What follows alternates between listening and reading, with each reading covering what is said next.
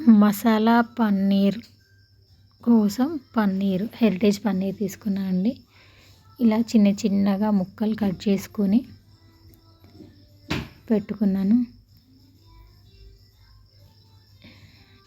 చిన్న చిన్నగా పెట్టుకోవడం వల్ల కొంచెం మనం ఆయిల్లో ఫ్రై చేసినప్పుడు ఈజీగా ఫ్రై అవుతాయి. అందుకే నేను చిన్నగా కట్ చేసుకున్నాను. ఇప్పుడు వీటికి ఫస్ట్ కొంచెం కారం, టేస్ట్కి సరిపడా సాల్ట్, మసాలా ధనియాల పొడి వేసి వీటిని మ్యారినేట్ లాగా చేసుకొని పెట్టుకున్నాను. వీటన్నిటి బాగా కలిసేలా కలిపి చూడండి, ఇలా ఒక ప్లేట్లో కలిసేలాగా కలుపుకొని వాటిని పక్కకు పెట్టుకోవాలి.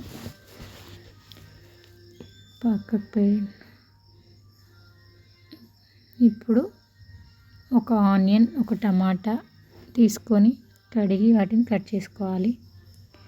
మసాలా కోసం కొన్ని పల్లీలు, కొంచెం జీలకర్ర, లవంగాలు, ఇలాచి, కొన్ని ధనియాలు, చాలా తక్కువ మెంతులు వేసుకొని వాటిని లైట్గా ఫ్రై చేసుకోవాలి. ఇలా ఫ్రై చేసుకున్న వీటిని పక్కకు పెట్టుకొని చల్లారబెట్టుకోవాలి. ఇప్పుడు కొంచెం ఆయిల్ వేసి మనం ముందుగా కట్ చేసుకున్న ఆనియన్, టమాటో వేసుకొని ఫ్రై చేసుకోవాలి. నేను ఆయిల్ చాలా తక్కువ వేసానండి. ఆయిల్ తక్కువ వేయడం వల్ల ఇది అడుగంటింది, మాడిపోయింది. ఇప్పుడు వీటిని మిక్సీ గిన్నెలోకి తీసుకొని బట్టర్ వేసుకోవాలండి. బట్టర్తో పన్నీర్ని ఫ్రై చేసుకుంటే టేస్ట్ బాగుంటుంది. మనం ముందుగా కలిపెట్టిన పన్నీర్ని బట్టర్ మెల్ట్ అయ్యాక వేసుకోవాలి. ఇప్పుడు వీటిని చిన్న మంట మీద ఫ్రై చేయాలి, లేదంటే పీసెస్ అయిపోతాయి, చిన్న చిన్న పీసెస్ అయిపోతాయి.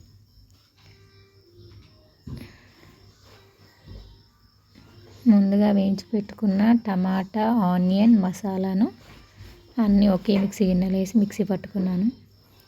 ఇప్పుడు వీటిని పక్కకు పెట్టి ఒక ప్యాన్ తీసుకొని అందులో కొంచెం ఆయిల్, కొంచెం ఎక్కువే, పోపు గింజలు, బిర్యానీ ఆకు, దాల్చిన చెక్క,